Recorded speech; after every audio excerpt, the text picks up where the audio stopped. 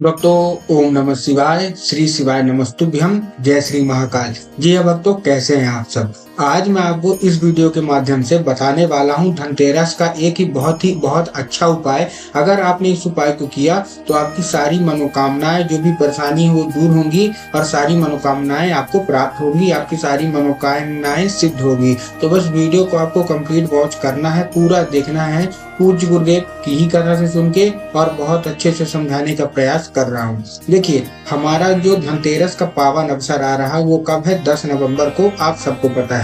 और ये कार्तिक मास भी चल रहा है, तो माता तुलसी को भी प्रसन्न करने का बहुत अच्छा एक मौका है। तो आपको करना क्या है, ध्यान से सुनिएगा। 4-5 उपाय मैं आपको बताऊंगा इस वीडियो में।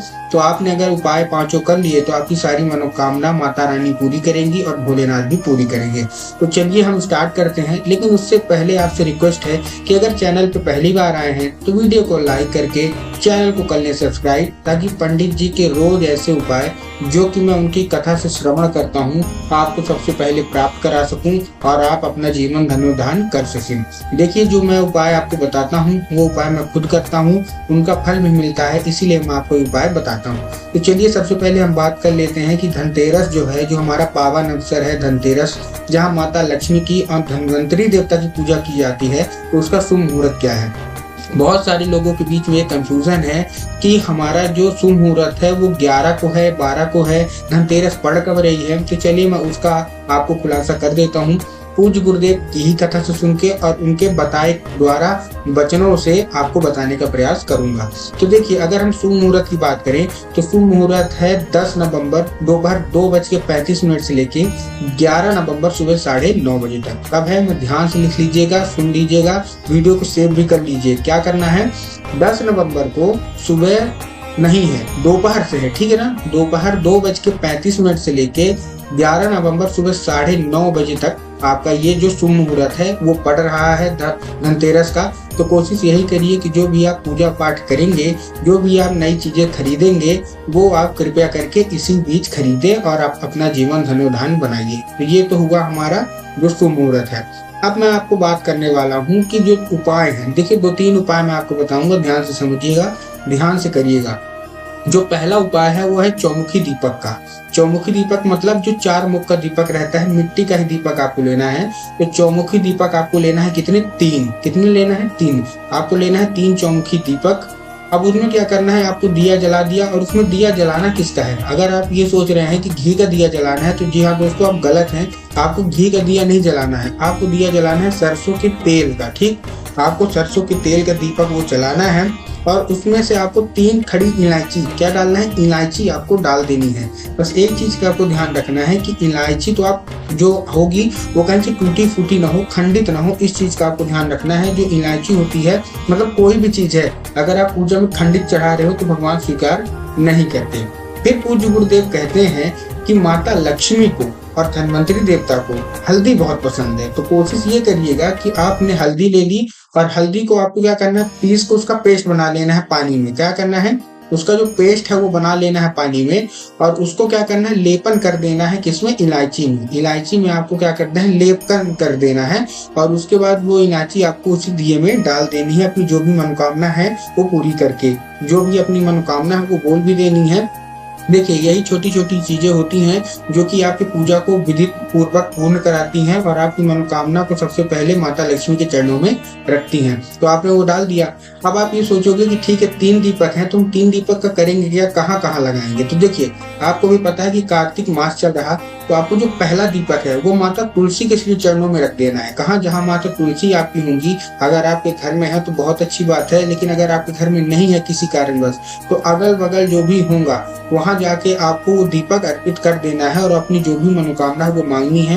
शाम के वक्त करना है, जो गोधूली बेला होती है उस वक्त करना है। 6, 6:30 बजे करीब आप रख दीजिएगा। फिर आपका जो दूसरा दीपक है वो अपने घर में रखना है द्वार पे। जो आपका दरवाजा है ना, गेट है, जहाँ से आप लोग अंदर बाहर आते हैं, वहां रखना है। क्यों?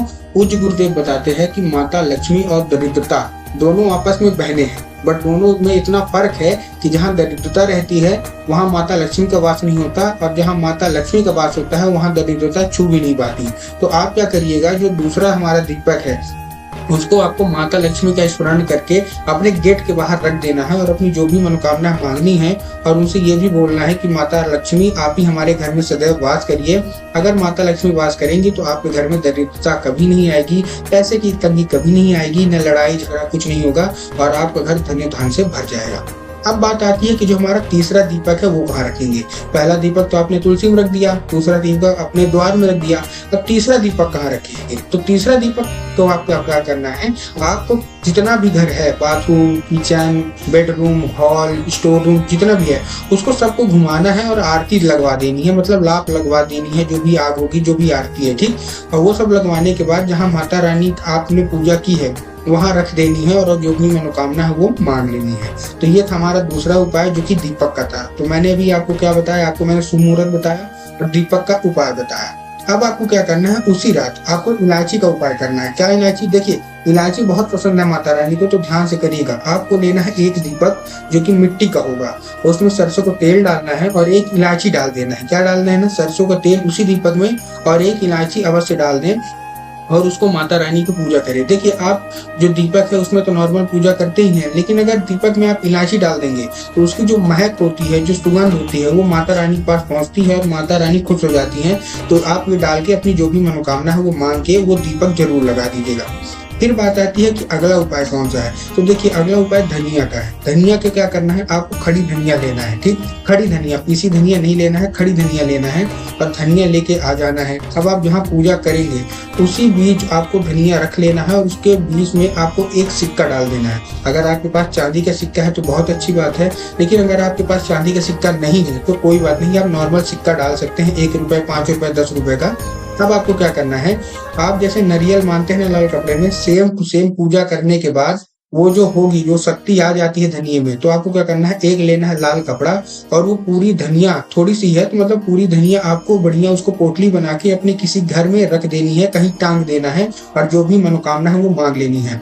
पूज्य गुरुदेव कहते हैं कि 1 साल के भीतर, मतलब अगली धनतेरस, मगर आप अगर कर रहे हैं इस साल 2023 में धनतेरस कर रहे हैं, तो जो हमारी अगली धनतेरस होगी 2024 को, तो साल भर के बीच आपकी जो भी मनोकामना है वो पूरी होंगी।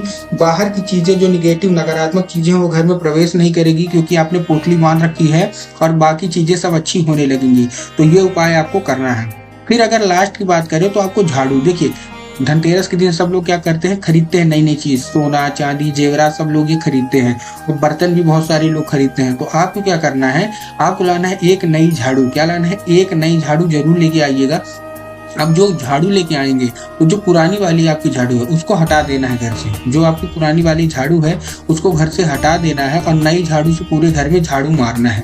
पूज्य गुरुदेव कहते हैं कि जो कोई भी महिला या पुरुष ये उपाय करती हैं तो उनके घर में जितनी की भी नकारात्मक चीजें होती हैं वो पुरानी झाड़ू के साथ निकल जाती हैं और जितनी भी सकारात्मक चीजें होती हैं, जो भी अच्छी चीजें होती हैं, वो नई झाड़ू के साथ घर में प्रवेश कर जाती हैं। तो आप भी उपाय जरूर कर लें।